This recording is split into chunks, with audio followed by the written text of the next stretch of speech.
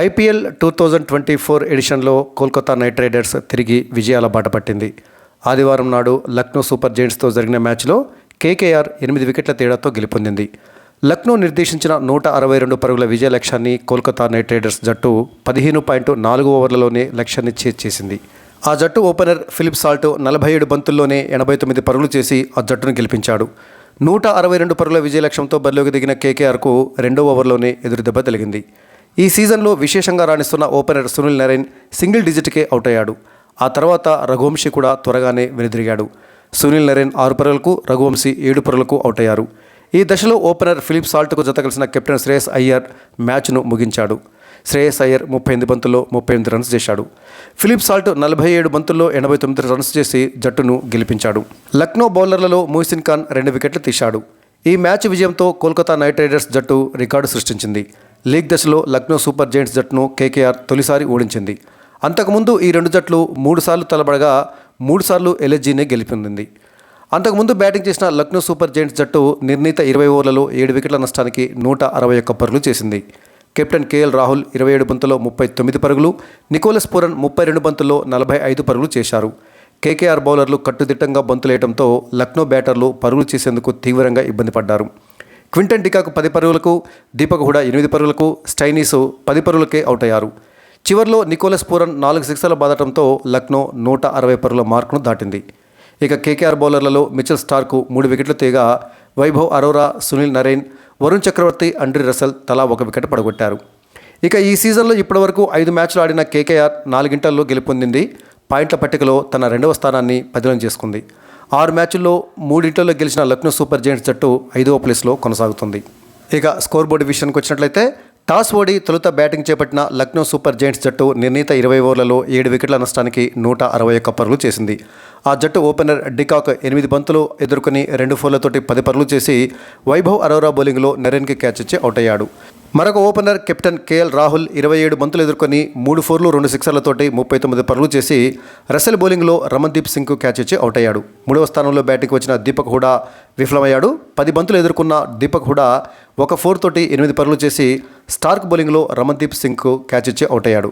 ఇక 4వ స్థానంలో బ్యాటింగ్కి వచ్చిన ఆయుష్ బదౌని 27 బంతులు ఎదుర్కొని 2 ఫోర్లు 1 సిక్సర్ తోటి 29 పరుగులు చేసి నరైన్ బౌలింగ్లో అంకర్ష్ రఘువంశీకి క్యాచ్ ఇచ్చి అవుట్ అయ్యాడు. 5వ స్థానంలో బ్యాటింగ్ వచ్చిన స్టైనీస్ 5 బంతులు ఎదుర్కొని 2 ఫోర్లతోటి 10 పరుగులు చేసి చక్రవర్తి బౌలింగ్లో సాల్ట్కి క్యాచ్ ఇచ్చి అవుట్ అయ్యాడు. ఇక 6వ స్థానంలో బ్యాటింగ్కి వచ్చిన నికోలస్ పూరన్ లక్నో జట్టును ఆదుకున్నాడు. 32 బాల్స్ ఎదుర్కొన్న నికోలస్ పూరన్ 2 ఫోర్లు 4 సిక్సర్లతోటి 45 పరుగులు చేసి మిచెల్ స్టార్క్ బౌలింగ్లో సాల్ట్కి క్యాచ్ ఇచ్చి అవుట్ అయ్యాడు. ఇక కృణాల్ పాండ్యా 8 బంతులు ఎదుర్కొని 7 పరుగులు చేసి నాట్అవుట్గా నిలవగా అర్షద్ ఖాన్ 4 బంతులు ఎదుర్కొని 1 ఫోర్ తోటి 5 పరుగులు చేసి స్టార్క్ బౌలింగ్లో బౌల్డ్ అయ్యాడు. దీంతో నిర్ణీత 20 ఓవర్లలో లక్నో జట్టు 7 వికెట్ల నష్టానికి 161 పరుగులు చేసింది. ఇక కోల్కతా బౌలర్ల విషయానికి వచ్చినట్లయితే వరుసగా విఫలమవుతూ వస్తున్నటువంటి మిచెల్ స్టార్క్ ఈ మ్యాచ్లో రాణించాడు. తొలిసారిగా ఈ సీజన్లో మిచెల్ స్టార్క్ వికెట్లు తీశాడు. మిచెల్ స్టార్క్ 3 వికెట్లు తీయగా వైభవ్ అరోరా 1 వికెట్, అదేవిధంగా సునీల్ నరైన్, చక్రవర్తి, రసెల్ సైతము తలా 1 వికెట్ పడగొట్టారు. అయితే వైభవ్ అరోరా 1 వికెట్ తీసినప్పటికీ భారీగా పరుగులు సమర్పించుకున్నాడు. రసెల్ సైతం 1 ఓవర్లో 16 పరుగులు ఇచ్చాడు. కానీ సునీల్ నరైన్ మాత్రం చాలా పొదుపుగా బౌలింగ్ చేశాడు. మరి రన్స్ను కట్టడి చేయడమే కాదు, 4 ఓవర్లలో కేవలం 17 రన్స్ మాత్రమే ఇచ్చి 1 వికెట్ తీశాడు. ఇక 162 పరుగుల విజయ లక్ష్యంతో బ్యాటింగ్కి దిగిన కోల్కతా నైట్ రైడర్స్ జట్టు కేవలం 15.4 ఓవర్లలోనే 2 వికెట్లు మాత్రమే కోల్పోయి లక్ష్యాన్ని ఛేదించింది. ఆ జట్టు ఓపెనర్ సాల్ట్ 47 బంతులు ఎదుర్కొని 14 ఫోర్లు 3 సిక్సర్లతోటి 89 పరుగులు చేసి నాట్అవుట్గా నిలిచి ఆ జట్టును గెలిపించాడు. ఓపెనర్గా వచ్చినటువంటి సాల్ట్ చివరికంట నాట్అవుట్గా నిలిచి ఒక రకంగా ఒంటి చేత్తోటి కోల్కతా నైట్ రైడర్స్ను గెలిపించాడని చెప్పాలి. మరొక ఓపెనర్ ఈ సీజన్లో విశేషంగా రాణించినటువంటి సునీల్ నరైన్ మాత్రం ఈ మ్యాచ్లో విఫలమయ్యాడు. 6 బంతులు ఎదుర్కొన్నటువంటి సునీల్ నరైన్ 1 ఫోర్ తోటి 6 పరుగులు చేసి మొయిసిన్ ఖాన్ బౌలింగ్లో స్టైనీస్కి క్యాచ్ ఇచ్చి అవుట్ అయ్యాడు.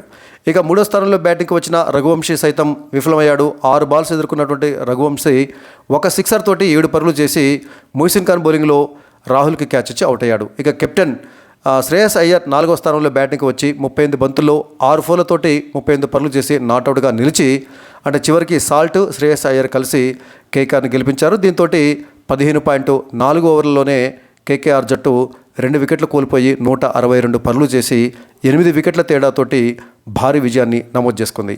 ఇక లక్నో బౌలర్లు దాదాపుగా ఒక మొయిసిన్ ఖాన్ తప్ప అందరూ సమిష్టిగా విఫలమయ్యారని చెప్పాలి.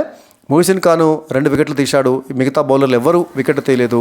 తన అద్భుతమైన బ్యాటింగ్ తోటి ఓపెనర్గా వచ్చి చివరి కంట నిలిచి కోల్కతా నైట్ రైడర్స్ను గెలిపించిన ఫిలిప్ సాల్ట్కు player of the match award దక్కింది. ఇక ఈ మ్యాచ్ తర్వాత తాజాగా పాయింట్ల పట్టికను పరిశీలించినట్లయితే పాయింట్ల పట్టికలో ఎలాంటి మార్పు రాలేదు. రాజస్థాన్ రాయల్స్ జట్టు పాయింట్ల పట్టికలో అగ్రస్థానంలో కొనసాగుతుండగా కేకేఆర్ జట్టు కూడా ఈ మ్యాచ్లో గెలుపొందిన 2వ స్థానంలోనే ఉంది. అయితే 2వ స్థానాన్ని మరింతగా పదిలం చేసుకుంది.